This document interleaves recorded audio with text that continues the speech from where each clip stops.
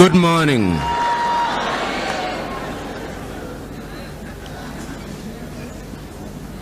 Good morning. Let me say how happy I am to be with you this morning. I've already been told that the congregation here present represents a number of countries from within the continent of Africa and from outside of Africa, and that it is, in a manner of speaking, the United Nations in microcosm. I have been asked to speak on a subject that allows me to mention a number of things, but because this is a Christian setting, I've chosen to predicate my speech upon 3 Bible verses.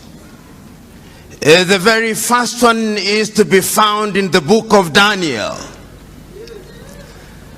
And you will remember that in the book of Daniel, the story is told of King Nebuchadnezzar and how he conquered the territory that was occupied by the Jewish people.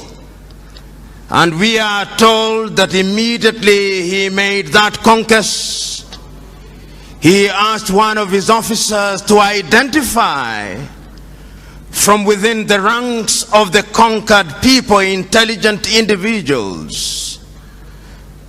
And the Bible records in that book of Daniel that they identified Daniel.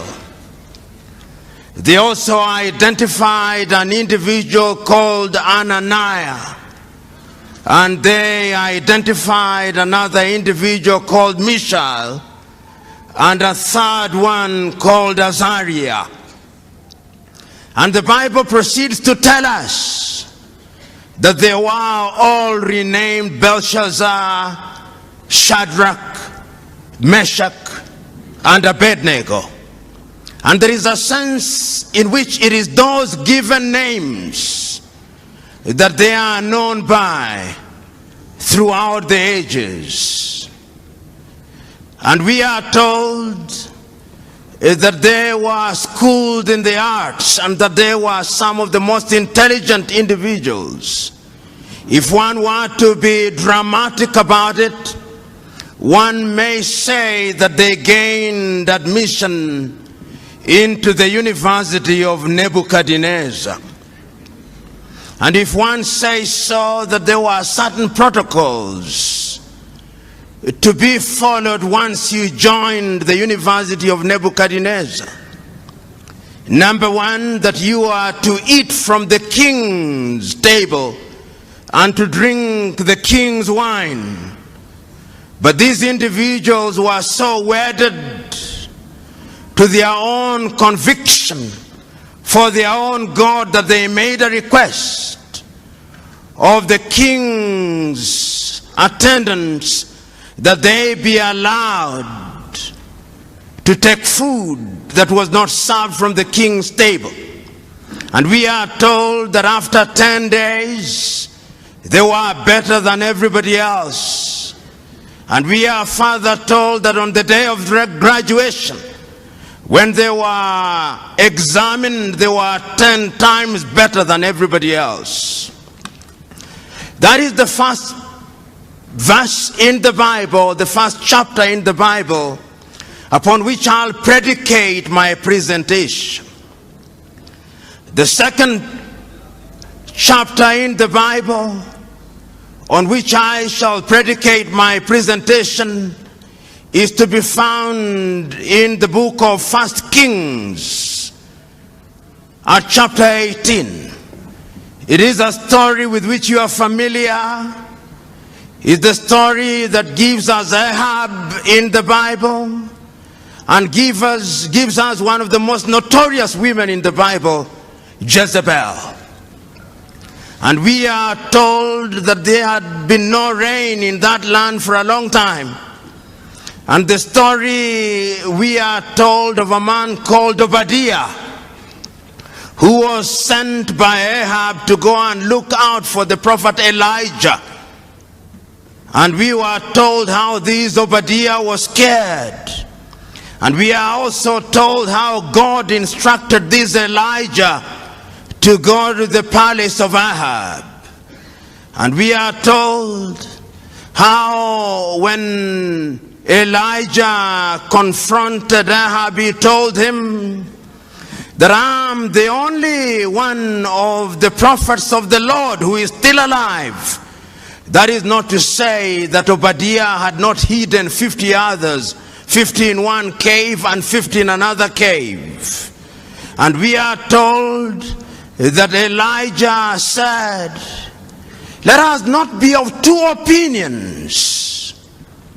If indeed God is God, let us worship God. And if Baal is God, let us worship Baal. And we are told that he asked, bring out the 450 prophets of Baal and the 400 prophets of Asherah who have been dining at the table of Jezebel. And there was a competition, if you may, that took place at Mount Carmel. And the story is told of how they prayed unto their God and how they were mocked by Elijah and nothing came to pass. And ultimately, when Elijah had his opportunity, we are told that fire came down from heaven and it consumed everybody else. And we are told how the prophets who of Baal were then executed. Then the final chapter in the Bible, book in the Bible, if you may, that I want to refer to is the book of the prophet Joshua, chapter 24 to be exact. And this is a very critical time when Joshua has taken over from Moses and the Israelites are about to go into the promised land.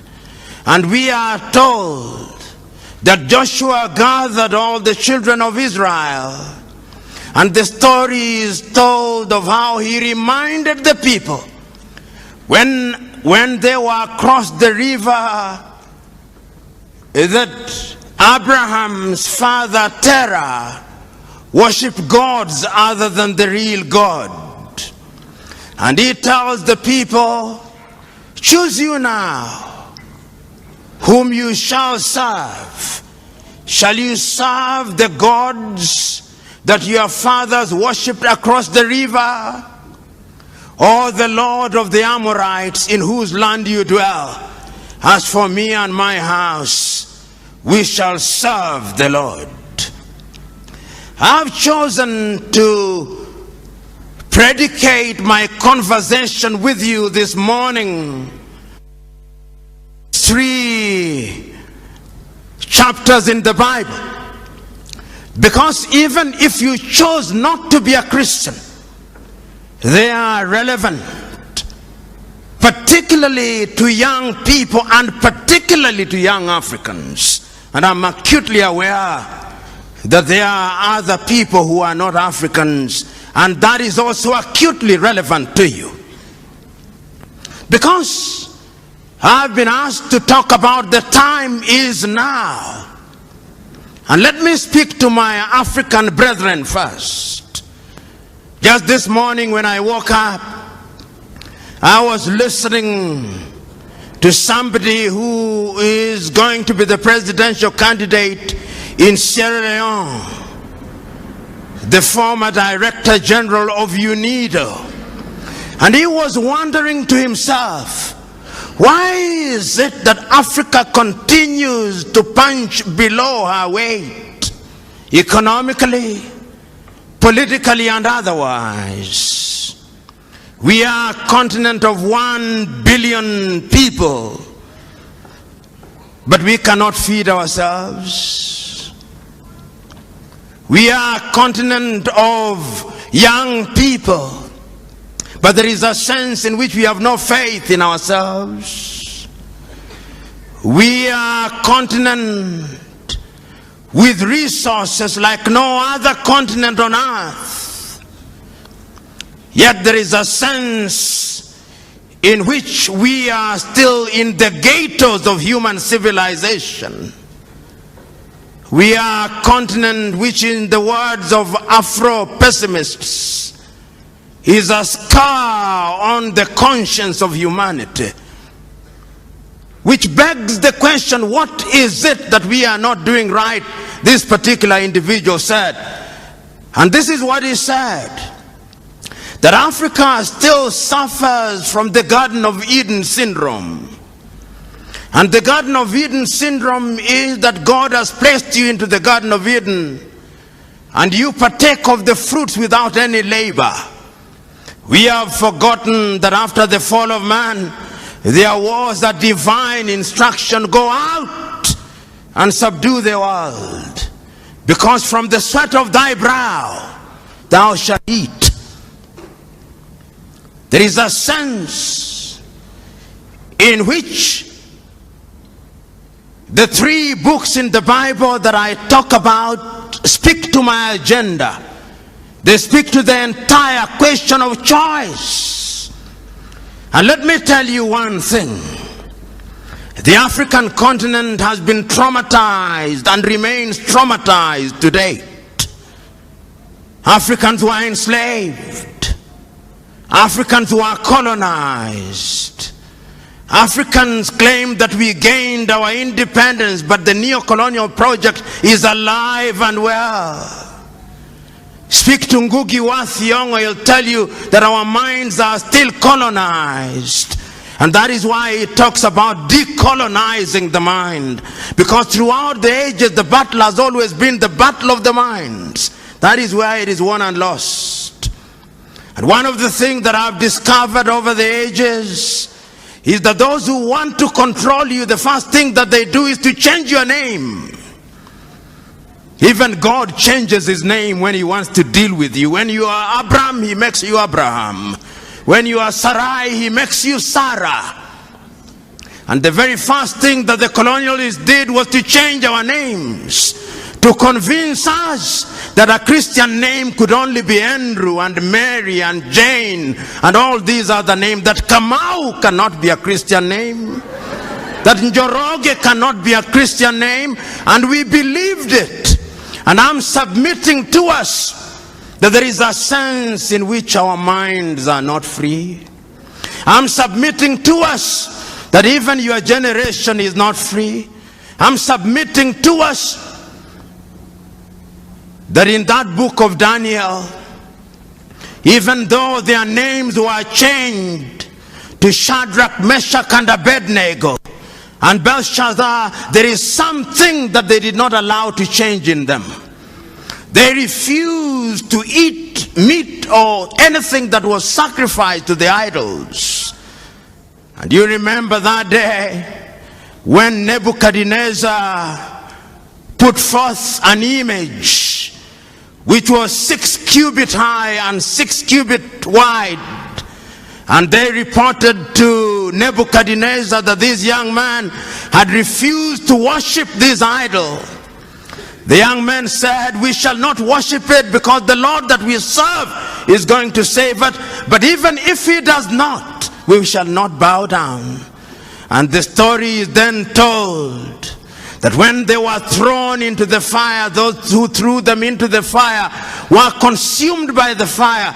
But within a few minutes, Nebuchadnezzar himself said, but we threw in 3 of them, but there appears to be a 4th man who is like the son of the gods. I'm submitting to us that at all critical times in history, we have to make painful choices. I'm speaking to you Africans who are Christian, who are present here. What choices have you made? Have you made choices to run away to the United States to get the green card? Is that your choice? Have you made a choice to run away to Europe to flip hamburger?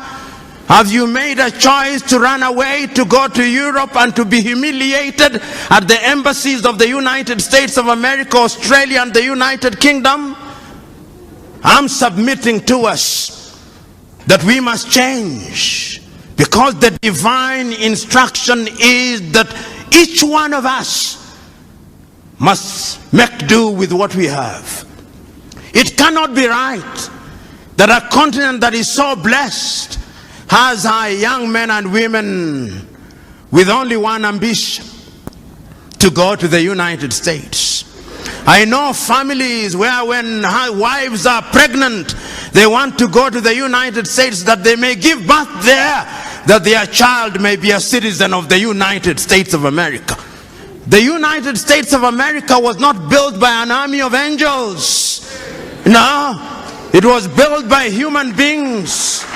And I'm submitting to us that going forward, like Shadrach, Meshach, and Abednego, we must make a choice.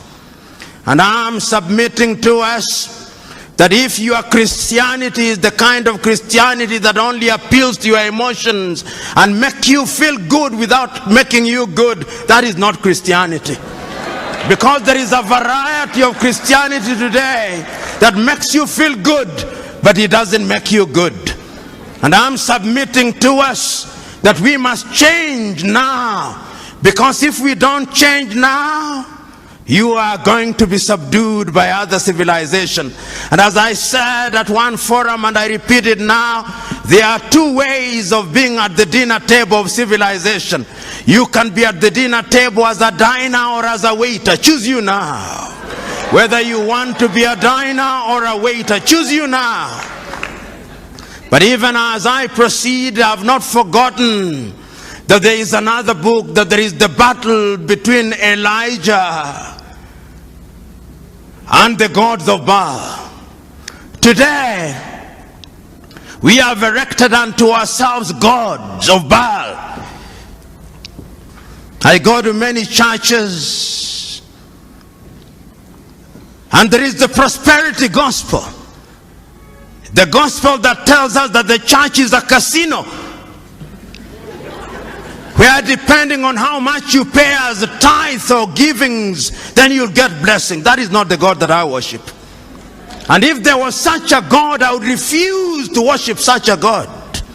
The God that I worship and the Christ that I follow, I remember on that day when an old woman had given the smallest contribution, he said, that woman has given the most, because there was sacrificial giving. We must now interrogate our Christianity, because Paul says, I would want you to be like the Christians of Berea. Because the Christians of Berea, once you'd preach to them, they would go to the gospel and ask, are you preaching the right thing, or you are preaching make good gospel? I'm submitting to us that at critical moments in history, there has always been a choice. And this is what Elijah is confronting the people with. He says, for how long shall you waver between two opinions? If God is God, worship God. And if Baal is God, worship Baal. I'm submitting to you that the time for choice is now. If material things are the things you want to worship, if you think that having Lamborghini, if you think like having Ferrari and all these other goodies is the right thing, then you can go on. But the last time I checked, greed is insatiable. It's like drinking salty water. The more you drink, the more you want. So choose you now. You Christians and Africans shall come to the white men who are present in this room shortly.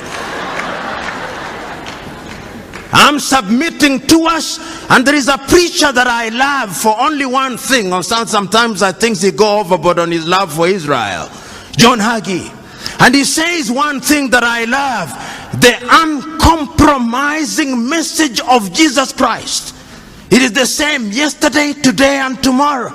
So that there is no question of humoring you in the church. It is telling you as it is. And I'm saying that even as we are waiting for heaven, and heaven will come in the fullness of time, in the intervening period we must eat. In the intervening period, we must go to school. In the intervening period, we must make Africa great. And we can make Africa great. What pains me most is when I see young men dying in the Mediterranean Sea. You know, a long time ago, they took Africans to Europe and Caribbean a long time ago. And they were wailing and kicking. And I've seen the dramatization of Alex Haley's Roots. And I've seen how in Roots a young man is taken from the Gambia, Kunta Kinte.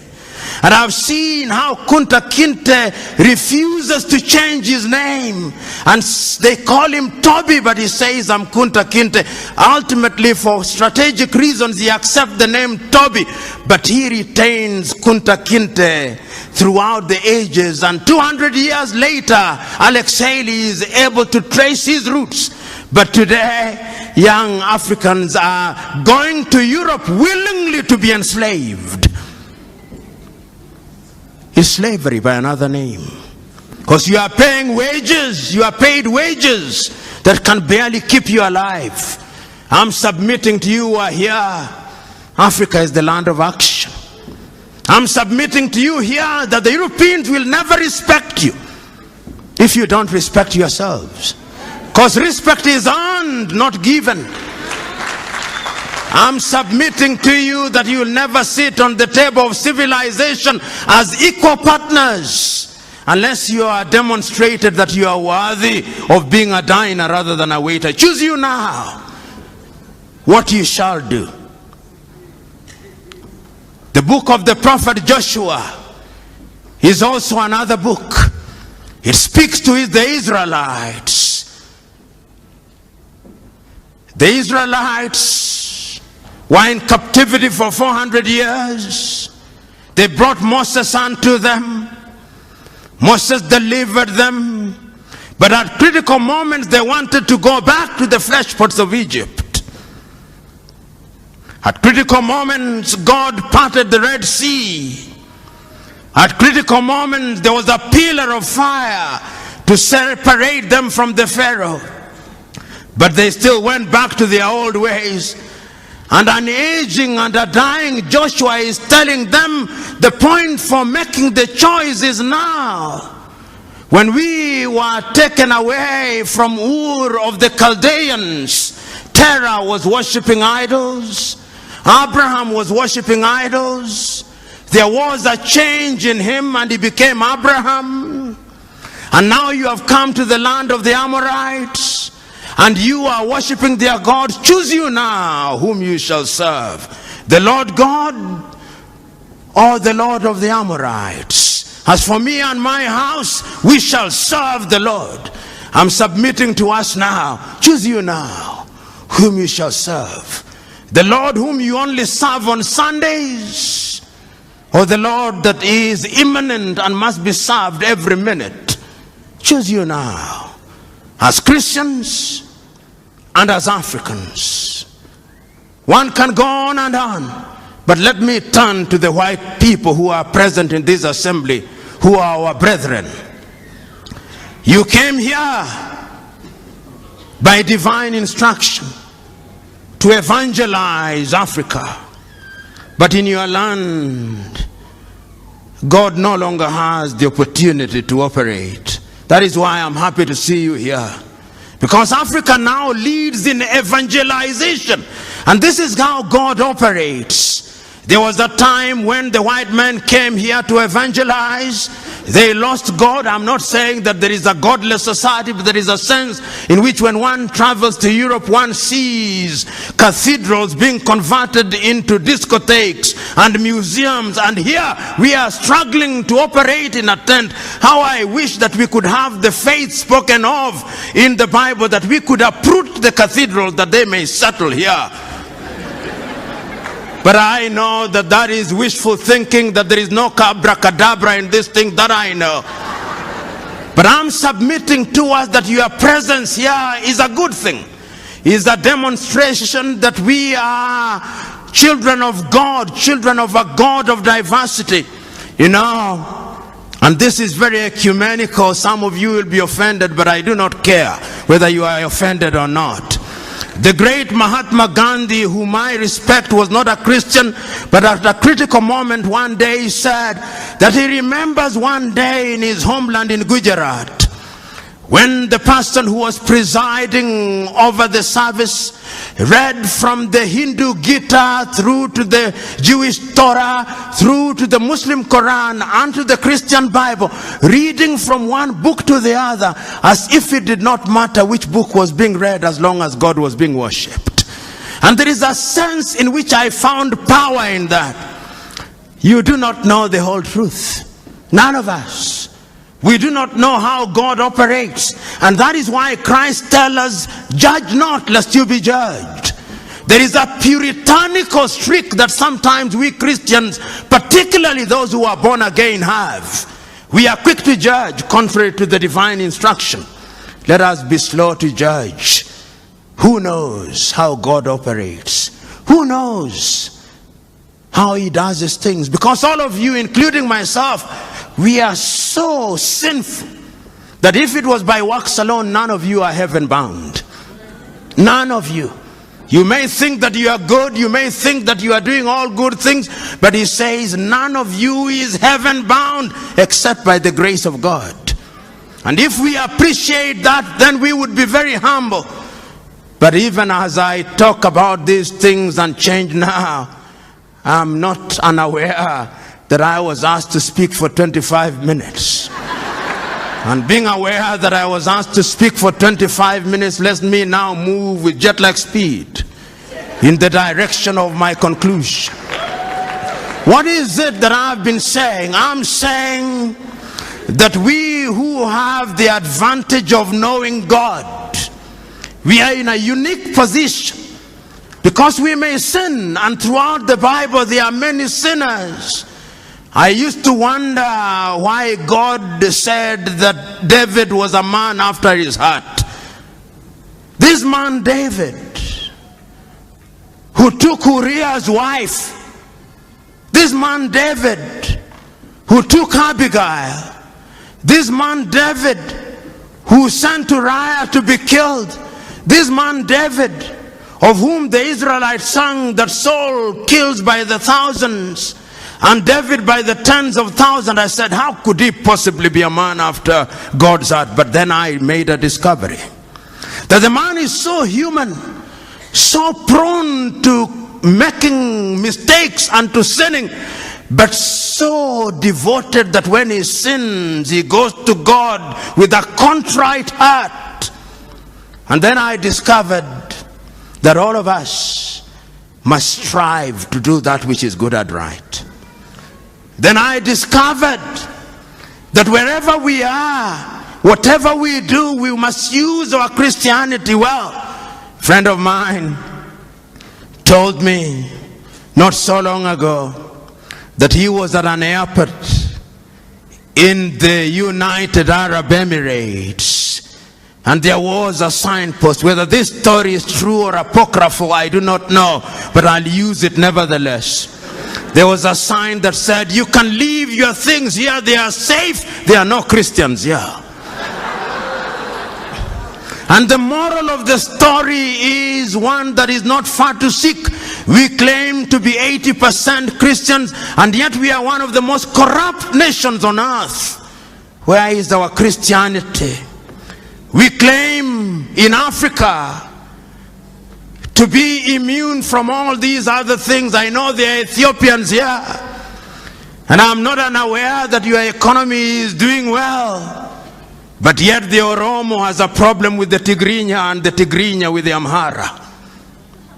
So that when the chips are down, the blood of ethnicity is thicker than the blood of Christ. I know that there are Ugandans here, and I know that there are moments when being a Muganda is more important than being an Acholi or a Teso. The blood of ethnicity is thicker than the blood of Christ. And the people whom I love, the Rwandese, are here. How can we forget 20 years ago a people who speak one tongue, a people who live together. Husband slaughters wives on the ground only that they labored them Tutsi. In the churches of God, priests killed.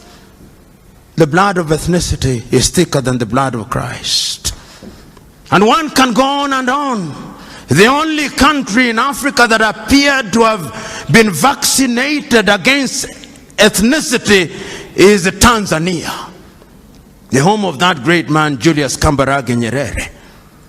They appear to have been vaccinated. But come to my Kenya. Oh, my Kenya.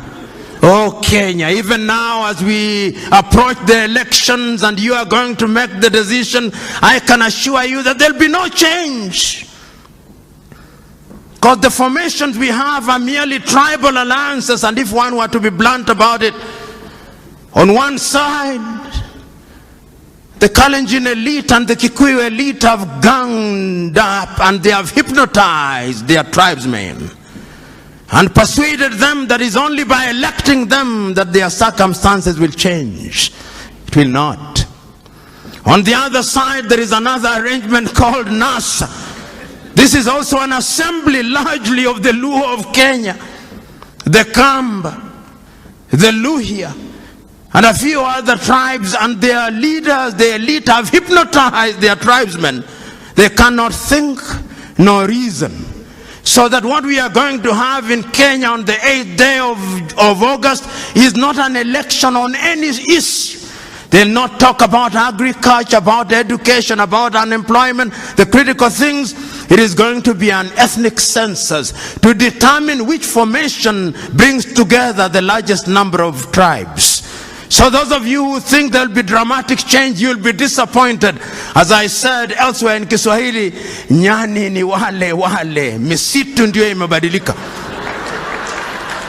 I'm saying that the monkeys are the same, the forests have changed. And if you ever doubted me, there was once a forest called COD, there was once a forest called ODM, it has now changed into NASA. There was once a forest called URP, there was once a forest called TNA, it is now Jubilee. Nyani ni wale, na hulka zao ni zile. So you who are here, you who are Kenyans, when you go to vote on the 8th, what will you be voting for? Agriculture, employment, or modo wa nyoba? You who are from the Luo extraction, when you'll be voting Oduadu or health and education. Who will betide you? Because the question has always been, choose you now whom you shall serve, the Lord of the Amorites or the Lord God. As for me and my house, we shall serve the Lord. You know, one of the things that I find painful is for anybody to tell me to vote an individual because he's from my ethnic group. It is the greatest insult. Why did I go to school?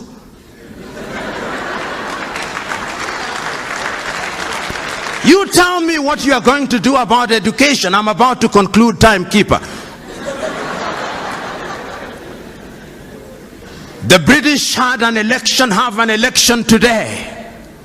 If you came to Kenya and listened to what, you would think that there is an animal called election, which has never been seen by any human being since creation.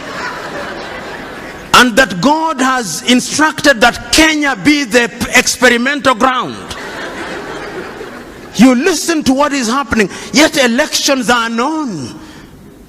Is a competition of ideas. Within a few hours, tomorrow, the day after, we'll know who is the Prime Minister of the United Kingdom, and they'll be counting 50 million votes. In Kenya, we'll be counting no more than 10 million votes, and Africans can't count.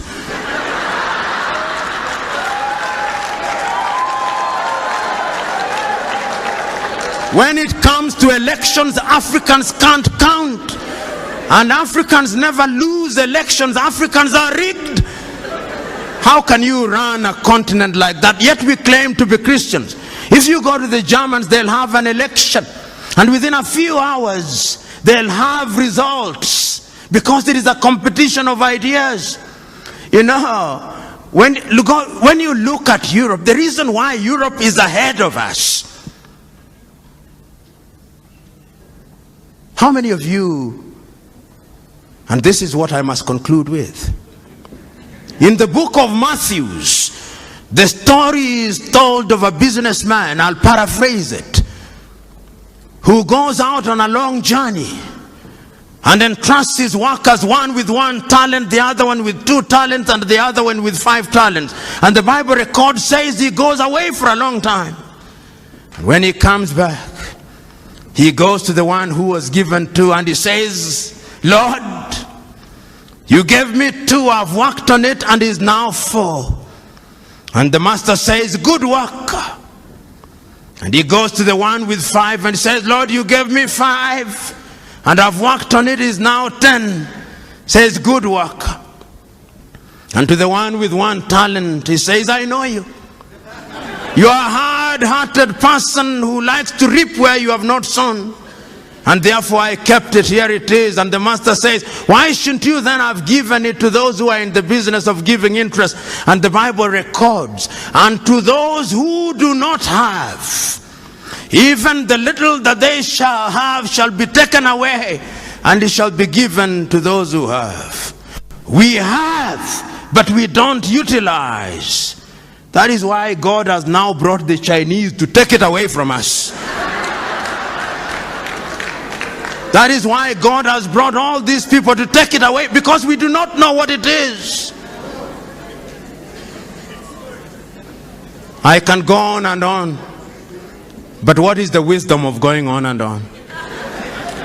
When it is so clear that we must make a choice. So I'm submitting to us in conclusion that this is the choice. The choice that we are confronted with is the choice that Shadrach, Meshach, and Abednego were confronted with. To choose to worship the god idols erected by Nebuchadnezzar, or to remain faithful to their agenda. The choice that you are confronted with is the choice that Elijah presented to the prophets of Baal. Choose you now. Do not waver between 2 opinions. If the Lord is God, serve the Lord. If Baal is God, serve Baal. And the latter day Baals come in the form of cars, houses, and other earthly things. The other choice is the same one that Joshua gave to the Israelites. Choose you now whom you shall serve, the Lord whom your fathers worshipped across the river, or the Lord or the God of the Amorites in whose land you serve. As for me and my house, we shall serve the Lord. I'm submitting to us that you young Africans must change Africa. You young Africans must do something for Africa. And you are not going to do it by tweeting, no. You are not going to do it through Instagram, no. You are not going to do it through Facebook, no. You are not going to do it through social media, no. The last time I checked is that you must roll up your sleeves. You must roll up your sleeves and go into the arena of action. Suffer, sweat, plant the tree in the knowledge that those who plant the tree may never enjoy its shadow, but the joy is that the planter of the tree has planted the tree. Another generation will water the tree, another generation will prune the tree, another generation will enjoy her shade. God bless you.